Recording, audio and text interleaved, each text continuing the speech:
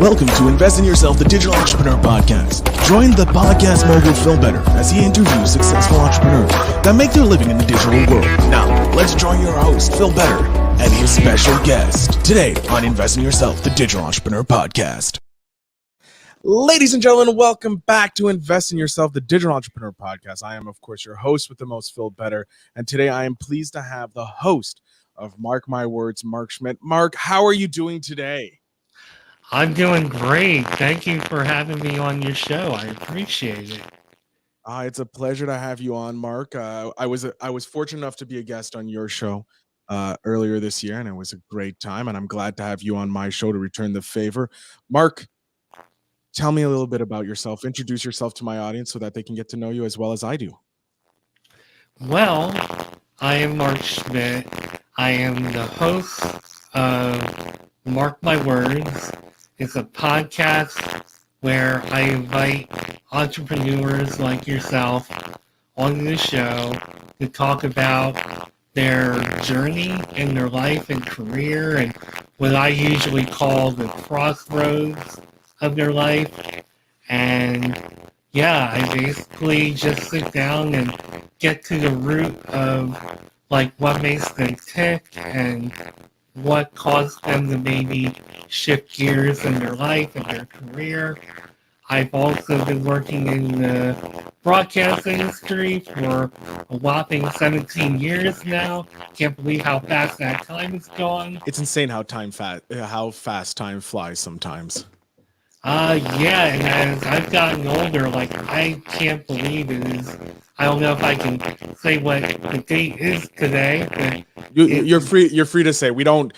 This is my audience knows that I record these in batches way before I release them because I know how busy I am. So you are free to date the podcast if you want. I cannot believe it is March 1st. Like, it's just. I don't know why it's blowing my mind, but I just feel like this year is going so fast already. Well, given the last 2 years, how crazy our last 2 years, I feel that in the last, like, I want to say like the last 5 years, like life has just gone like lickety split. Like we've had so many crazy things that we've had to deal with as a race, like just humanity has to deal with everything. We're on the brink of another huge event going forward. Like obviously, there's craziness going in the world, and it's on the brink of another craziness because of what's going on in Eastern Europe and that. But let's bring it back to North America. Let's bring it back home. Let's go back to the digital entrepreneur world. And Mark, I want to know what got you interested in starting a podcast, specifically about entrepreneurship. Well, it goes all the way back to when that 5-year window you're talking about began, maybe a little bit before. I was at the same company for 10 years. I moved to the Washington, D.C. area all the way back in 2006. Mark, I just want to stop you for half a second. I'm getting some feedback on your mic. Oh, no. Yeah. I don't know why. It sounds like when you're talking, it's re-looping, so it's causing a mini feedback. So I maybe your speaker's a little too loud or close to your microphone. How do I sound now? You're still bugging, unfortunately. How about it now? Could be a connection with your microphone. Do you have an external microphone, maybe? That's. Yeah.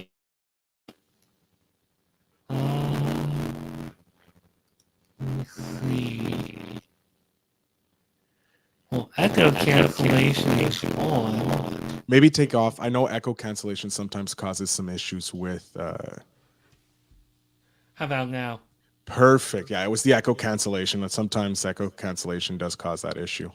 Sorry, I hope that didn't mess up the rest of it. No. It just started near the end. When I asked you to stop, that's when it popped up. So I didn't hear anything before. Cool. So we're good. Yeah, I mean, we could do it all over again. No, we're good. Let's roll with it. Part of podcasting is dealing with the joys, and I can edit stuff out and clean stuff up later.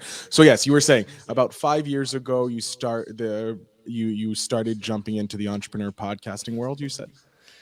So yeah, it all started about 5-6 years ago. I came to the Washington, D.C. area, not go back too far, but I came to the area here in 2006. I worked for the same company, and there came a point where there was some restructuring, and that world is what I knew. My goal was to climb the corporate ladder and just keep building myself up that way. And when that job ended, it kind of like left me in a situation where I'm like, okay, what do I do now? And I started contracting in my field, and it wasn't really as fulfilling as what I was doing before. I had moved up a little bit, and all of a sudden I went back to just kind of being a technician, which is cool, but I got used to doing all these things and all these projects and whatnot, and so I felt a little bit unfulfilled, and I started to just think about what does Marc want to do? What does Marc Schmidt want to do in the next phase of his life?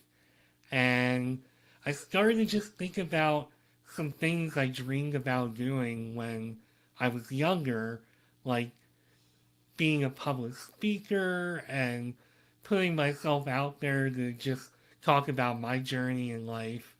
And so I started digging in, and I started a blog, and it led me to meet a lot of really good people in the entrepreneurial world, one of which actually gave me the name of my podcast, Mark My Words, which I for whatever reason it never dawned on me that that could be a great name.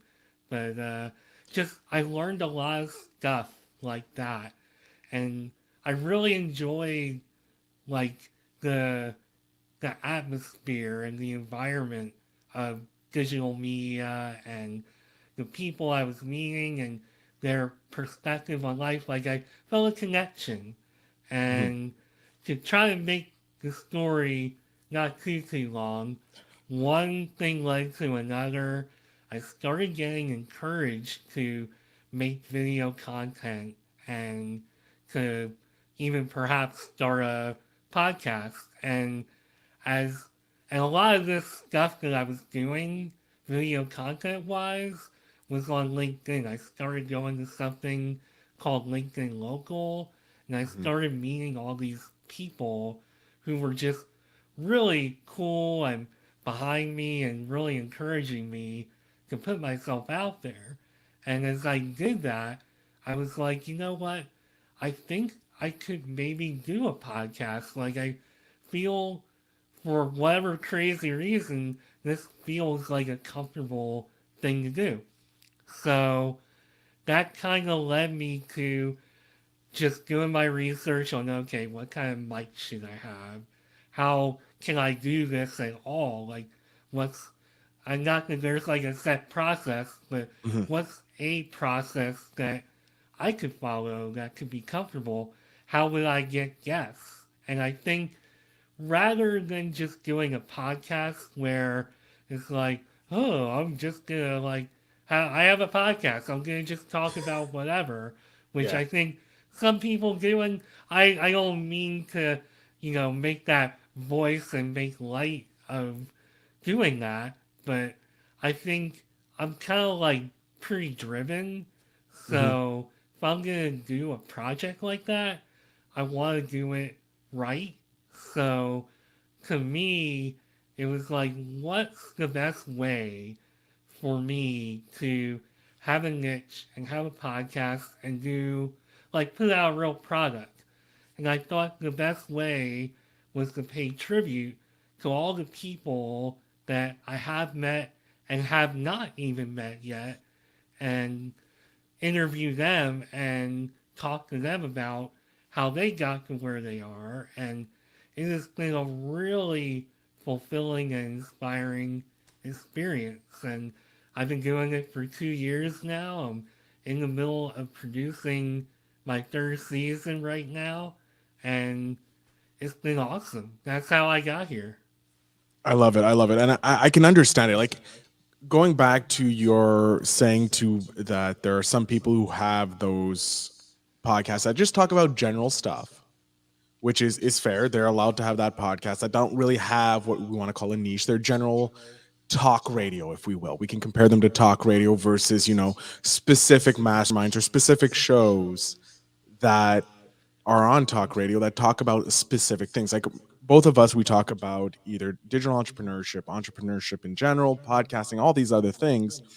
But having that specific niche means we know exactly who we're catering to versus being a generalist. And it's like we want to talk to everybody, we want to touch on everything. And those podcasts are popular. You look at the Joe Rogans of the world and multiple of other ones that aren't niche down like we are. We're trying to be big fish in a small pond.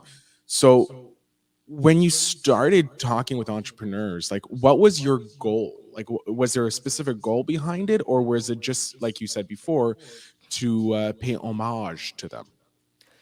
Well, I think my goal was to help inspire people. Like, I look back to myself 10, 20 years ago, and I think about how driven I was, and just even back then, I think there was an entrepreneur inside of me, but I had no idea how to go about anything or how to find my niche or how to find that thing that really was like, okay, I have this gift. I need to go out there and pursue this as a business. So, what I'm trying to do, in addition to paying tribute and hoping to inspire and to even inspire myself, I'm hoping that somebody might choose to listen to my podcast who was in a similar position and they're like, wow, look at all these people who just kind of came up with their business or they were on this path or that path and now they're doing it. Like, these are real people and they're doing it. And I'm hoping to get people like that inspired too. And I'm kind of just hoping that even if you already are an entrepreneur, that you might find it interesting and get something out of it. So I think it's all of that put into one. Oh, I love that. I love that fact that you want to try and not only inspire future generations and future individuals to join the entrepreneurial world and see what it's like if they've been sold the 9 to 5 dream that most of us unfortunately have been. And some of them do strive in it because that's where their strengths are. But there's a lot of us um that question whether the 9 to 5 lifestyle is ours, right? Like I was sold that 9 to 5 lifestyle, and like you, I wasn't terminated. I chose to leave my employment and go full force into the entrepreneurial thing. But some of us do end up in your situation where the downsizing, determination, or something like that. So being able to know that I have this podcast called Mark My Words, the Digital Entrepreneur Podcast, I can listen to and hear how people are making are thriving as entrepreneurs, and it's not this in the old days like it's like, oh, you need $1 billion to start a business, like you can actually do it and build it from scratch, like a lot of the people we have had the opportunity to interview. Right, that's how I thought, and that's how I felt. And before I really dug in and got to meet all different types of entrepreneurs, I was like, yeah, I need to be like Bill Gates or Steve Jobs. Like, those are entrepreneurs. Like, who am I to call myself an entrepreneur or to talk to an entrepreneur on a regular basis? And that's how I thought until I really got to know so many people like you and like so many of the people I've interviewed. And I'm like, okay, this is not like Steve Jobs and Bill Gates and those kind of people, the Elon Musk of the world. They're in a whole nother league and category of their own. But that doesn't necessarily mean the word entrepreneur only belongs to people making seven figures or more. Like it can be anybody. Anybody can be an entrepreneur. Yeah, and all it takes is that drive to constantly learn, to put yourself in those risky situations, but it's calculated risks I find entrepreneurs play. Like everybody's like, pardon me, I've talked to a lot of people and they're like, entrepreneurship is too risky for me. And having spoken with so many entrepreneurs, and I'm pretty sure you can agree with this, that they do take risk, but it's more of a calculated risk. Yeah, no, I totally agree with that. I mean, I think that just goes back to if you're making a plunge and making the decision to be an entrepreneur, you're already invested in something and you're already going to be making some calculated decisions maybe before you spend your first dollar. So, and nobody wants to fail, nobody wants to overcompensate. I know I, for one, am probably a little too cautious. I should probably be a little more daring than I am. But with, putting that aside, I mean, I think that the whole idea of being calculated in your decision making, if you care about what you're putting out in the world, I think you're going to be calculated and you're going to, it's not always going to be the right decision, but you're going to at least be mindful of what you're doing and be sure before you do it. At least in my opinion. Yeah, you have to have that confidence and belief in yourself that, yeah, this may not work out, but I'm going to do my best to make it work for me and then fix it later on. It's being decisive. I think that's a big thing for entrepreneurship, is being decisive in your decisions. Yeah, no, I totally agree. I mean, a lot of the people that I've talked to, I mean, they've had to really sit down and say, okay, this decision here that I make could be the one that really launches what I'm trying to do. And you need to have like a certain mindset. I think what I've found that all entrepreneurs, small, medium, bigger, they all have that same thing in common, that same kinship, even though entrepreneurship is a kind of a lonely uh, path. I Hmm. think they all have that one thing in common where they come up with an idea that they really believe in for a business and they may with before they even really get started they may already know what steps they want to take. And as they go along, sometimes you succeed, sometimes you don't, but you learn from it and you grow. And, it's not necessarily that entrepreneurs always make the right decision, and that's why they're there. But I think they all are in touch with themselves and they know themselves, they know what they want, and they have, as I think you alluded to, a certain level of confidence in the core of what they're trying to accomplish, and they go do it. So true, so true. They do have that core confidence, that I think, and belief in themselves. They have to have that. Like, I want to say there's a little bit of narcissism in a entrepreneurship, because they believe, entrepreneurs, because they believe so readily in themselves that it can come off as narcissistic. And I don't think it's that. It's just they're so ingrained with who they are. They've so grounded, they understand who they are, and their belief in them just sets them apart. But I want to talk about some of the entrepreneurs that you've been honored to talk with. What have been some great moments that you've had on your podcast, or some great interviews that you've been able to have?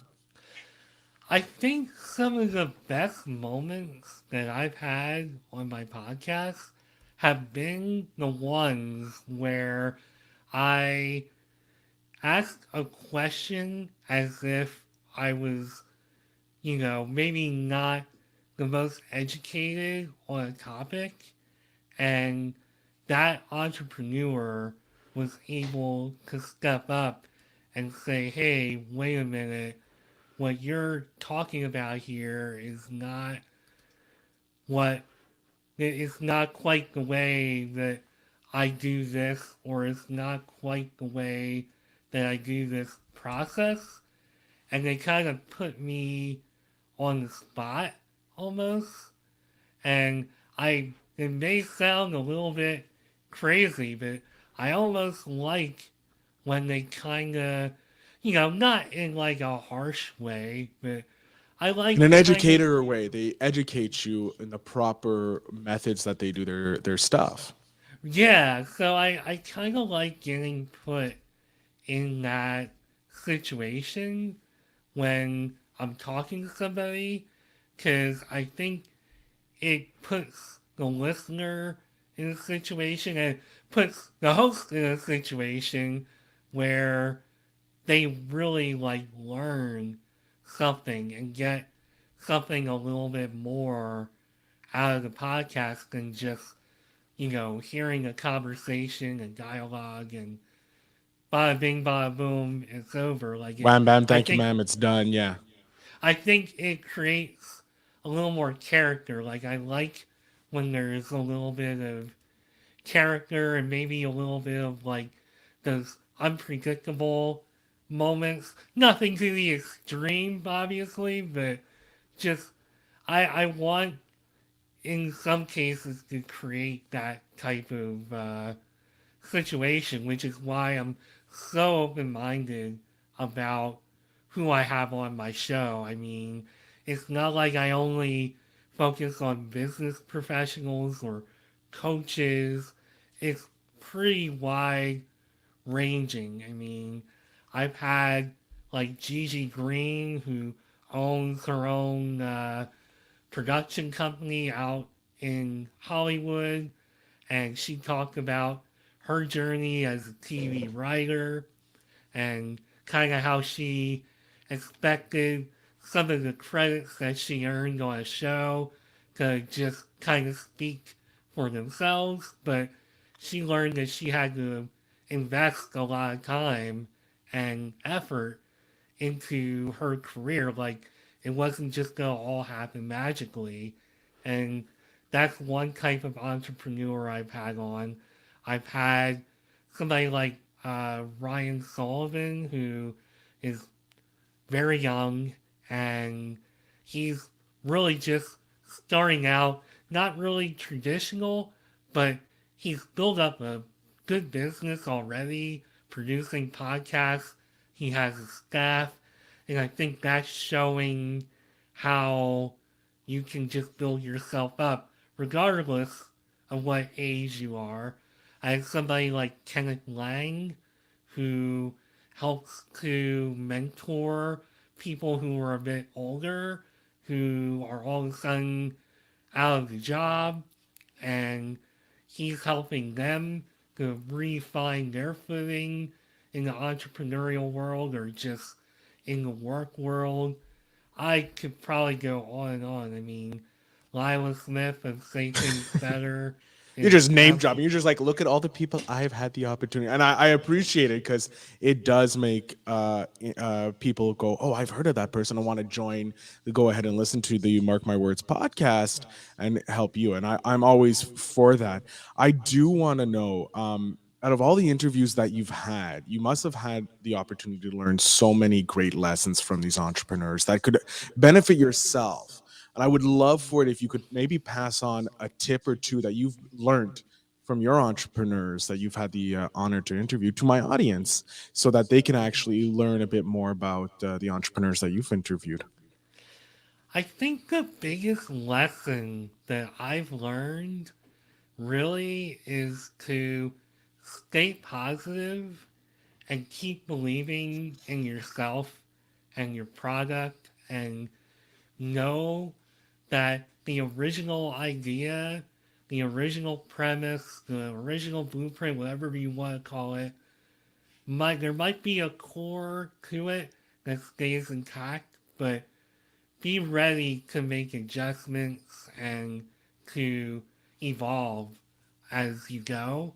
But I think probably the main thing, every episode, when I'm done, I'm feeling very inspired and ready to just go forward even more with any project that I'm doing, whether it's my podcast or something else I want to do in the future. So I think that is all from the energy and the positivity and the inspiration that I'm feeling. And that to me would be the the biggest piece of advice that I would give is to just stay stay inspired and stay motivated. And if you're having a bad day and you're not feeling inspired, listen to a podcast, go, listen to some music, just get up and start doing something and just go. I have to fully agree with you there. Specifically with like when I was finished on your podcast, I was just again I got re-inspired. I was like, even though it was me being a guest and you asking me the questions, but it just reignited that flame that I had inside of me. Because sometimes, as entrepreneurs, we go up and down. As podcast hosts too, we go up and down. Some days we're like, oh, I don't want to do these interviews because I'm not feeling my best. But you owe it to your audience and you owe it to your guests to take the time. So, and then, but even when you're a guest, sometimes you're like, oh, another guest episode I have to do again. I have to talk about these points again and again. But when I was a guest on yours and I felt like I finished the episode, it was a great conversation we're having, similar to the one we're having now, and I felt inspired. I felt like, yeah, this is why I do podcasting. This is why I love doing what I do. So yeah, I have to fully agree with you. It's just stay inspired because it will will grow into something amazing and you'll have these opportunities you never thought of. Yeah, absolutely. I mean, again, if I could go back 5 years, I mean, would I envision myself being on the Invest Yourself podcast with Phil Better? I I would say no way, because I came from a background where being on video, like, I think there's always been some type of, like, performer inside of me, but with me being born with cleft lip and palate and just kind of growing up in the environment that I did, I do feel like being in front of an audience or on camera or having, like, I mean, my own show. I mean, are you kidding me? Like, what kind of ego do I have? Who do I think I am to have my own show? So it's like I've come a long way. And, if I hope that this part of my story really inspires people, because I know that if I'm putting myself out there and I've gotten to this point, I'm at times getting flooded with people wanting to be on my show, not to be egotistic or narcissistic as you were alluding to. Not you were calling me that, No, no, but no, of you course were. not. I mean, I could be. I never really thought about it. I I like to. feel as a podcaster, I'm going to say this specifically for me though, but I do feel that some podcaster as a podcaster, I am somewhat narcissistic because the show is like I have a show that's completely on my name. It's called the Phil Better Show. It's one of my other podcasts that I run, but it is a narcissistic thing. Like you host and people want to come onto your show, so that means something's good about your show. And so people become you become there's a little bit of narcissism because you look at the numbers and you're like, wow, people are listening to me.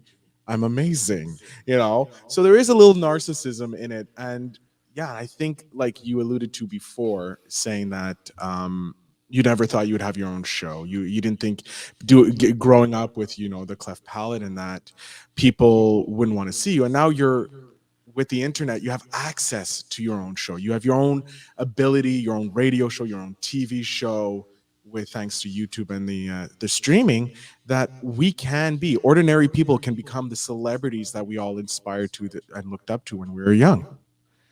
Yeah, it's kind of mind blowing. I mean, I never would have thought any of this was possible. I thought that if I was going to be a speaker, I was going to have to do, oh, what do they call that thing that a lot of people do TED Talks, nowadays? What's that? the TED Talk, Not TED Talk, but I can't remember. I'll remember once we're done, and then I'll tell curse you. of a podcaster. But there's Toastmasters. Oh, That's a it. Toastmaster, yeah. So I always thought that I was gonna have to do something like Toastmasters, and then it's like, oh wow, this guy's got a great story, and hey, nice to meet you. I blah blah blah blah. You should do this or that or join my whatever, and then you become a speaker that way. That's what I envisioned. I didn't think it was gonna happen all like this. I mean, who would know that? Fully agree. Fully agree. Mark, unfortunately, we are coming to the end of the episode, which I despise greatly. I want to talk hours with you, but I do have to respect my listeners' time as well as your time.